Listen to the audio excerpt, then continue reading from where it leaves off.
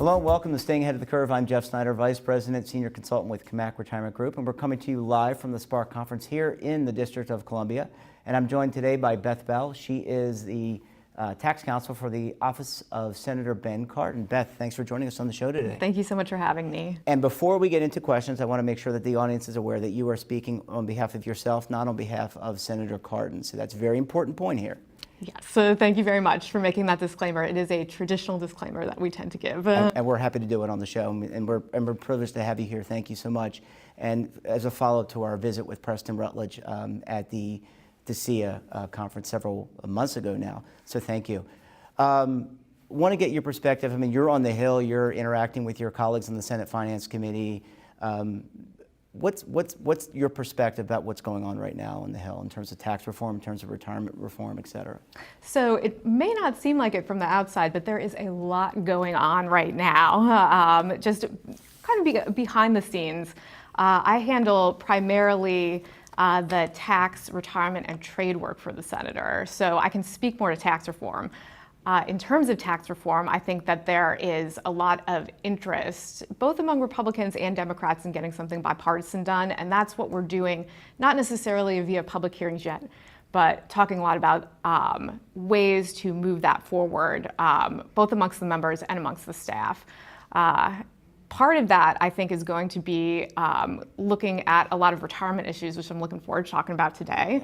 And so, I think that despite maybe not seeing anything hit the floor quite yet, there is ongoing work in the tax reform area. I think there's some momentum. Thank you. And I know you're going to be speaking here at the Spark conference very shortly.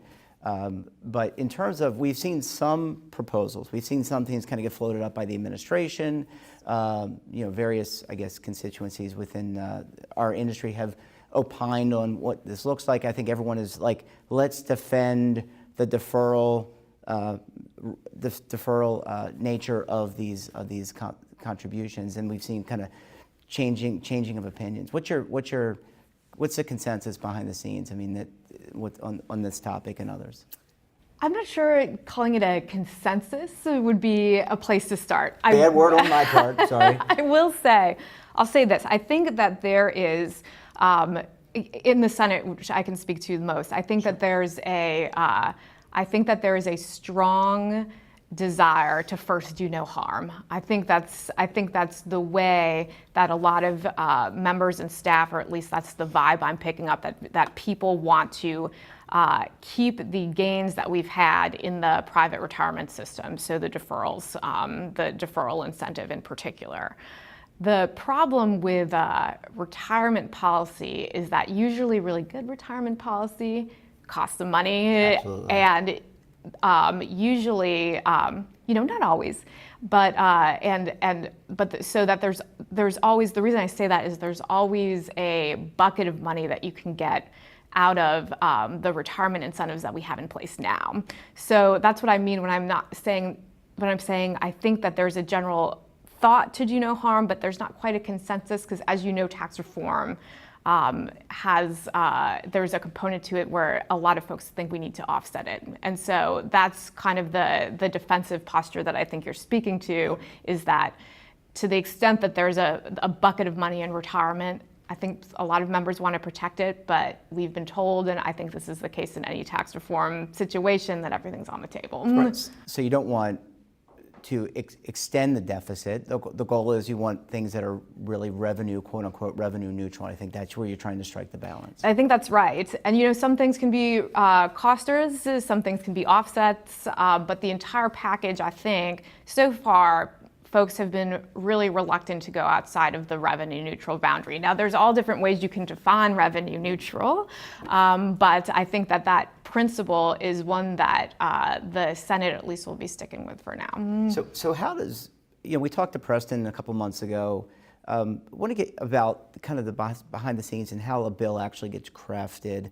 I think many of us who are watching the show have seen Schoolhouse Rock, so we have a kind of an idea of how a bill becomes a law. But how does this all kind of unfold? I mean, you're working with your colleagues across the aisle. You are trying to find some things that work. There's some probably many conversations. I wonder if you could kind of pull back the curtain a little bit and share a little bit about how that works. I think that'd be very interesting. I'm happy to do that because Schoolhouse Rock is a good place to start, but I think there are many variations that the staff and the members and the stakeholders undertake to try to get something done. In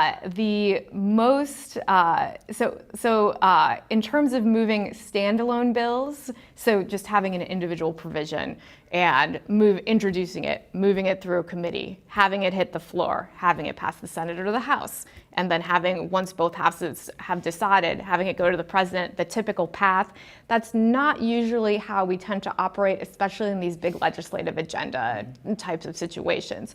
So the most likely way to get things to move right now, especially in the tax reform context, or everyone's talking about tax reform, let's wait for tax reform, let's think about tax reform, is to really find a must-move legislative vehicle.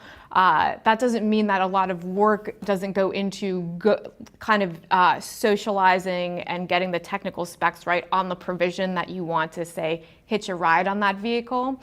But we're in a spot, I think, where not a lot of stuff moves on its own. So if a tax reform reconciliation bill comes up, I think you'll see a lot of smaller provisions that are not necessarily these big tax reform ideas trying to be placed into that package, because we know that is a package that is most likely going to get through or go far in the legislative process.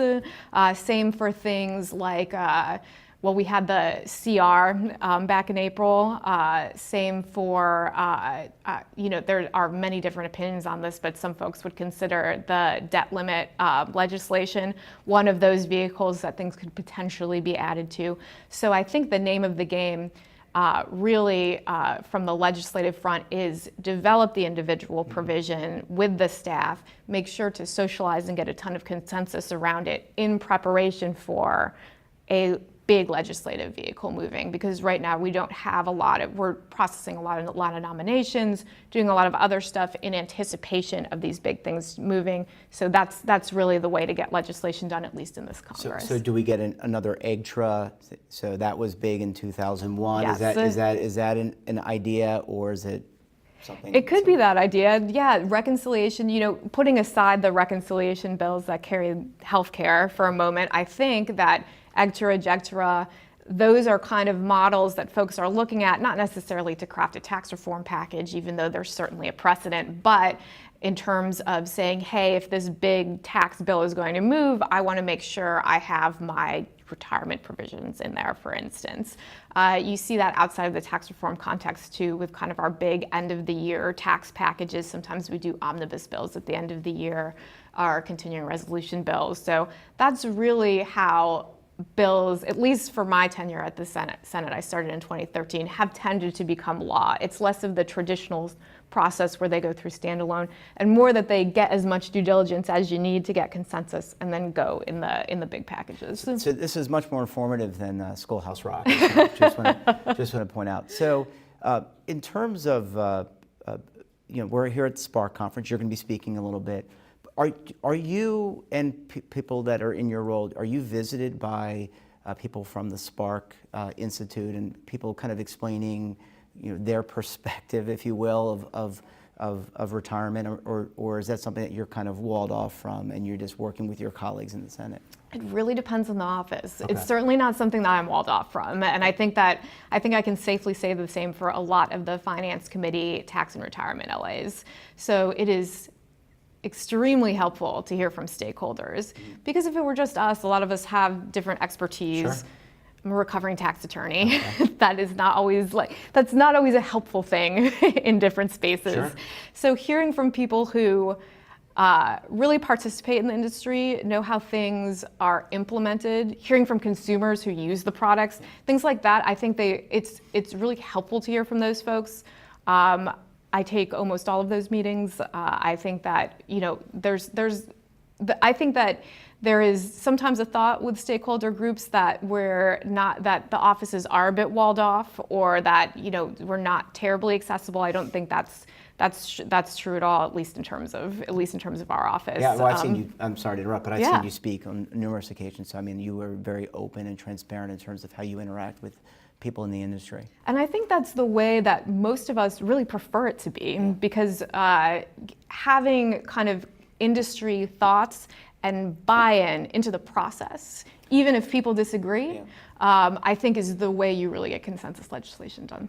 And I think not only from the legislative point of view, but as a consultant, I drive a lot of change. Our firm drives a lot of change with plans, and there are different constituencies within the retirement plans that you have to kind of build consensus and educate and bring people along. And I think that's the way long term. You don't have animus that way. And I think Exactly. that's what you're suggesting. Yes, the legislative branch, when it's at its best, works the exact same way. And then you reach across the aisle, but between the Congress, the House of Representatives, and the Senate, you guys try to work together as well. And I'm assuming the same thing with the Department of Labor and EBSA and these other entities that are, Congressional Budget Office, et cetera. Yes, we try to work together as much as possible. Sometimes the lines of communications could be better. We're not always the best at coordinating in the most robust way at every time, but I will say that there is a lot, like I said, even if it doesn't seem like a lot is going on the surface in terms of the floor, in terms of, the senators making floor speeches, there is a lot of coordination going on behind the scenes with the stakeholders and with the agencies. Yeah, I think, that's really good to see. And I will note that you and I talked last time at the NAGDA industry roundtable, where you spoke along with some of your other colleagues, Preston and some other folks. There definitely is bipartisan support for retirement. I will say that because we have Senator Enzi and Senator Cardin supporting National Retirement Security Week, and we interviewed Polly Scott about that. And so I know that's near and dear to Senator Cardin's heart. He has been a long-term stalwart in terms of retirement security and building a better retirement system for our country. Yes, and that's one of the reasons why I enjoy working with our office so much, because it is one of the things that he has been working on for years, even when he's a Maryland legislator. It was something that he cared very deeply about. And so we're pleased to co-sponsor that resolution with Senator Enzi, especially because I think that, I know you're talking with some of our other conference participants, that accumulation and the lifetime savings component are both very important and something that we'll be looking at going forward. Well, it's certainly exciting, and we appreciate you spending a little bit of time with us, and wish you the best at the conference when you speak in front of the Spark audience. Beth Bell, thanks for joining us on the show today. Thank you so much for having me again.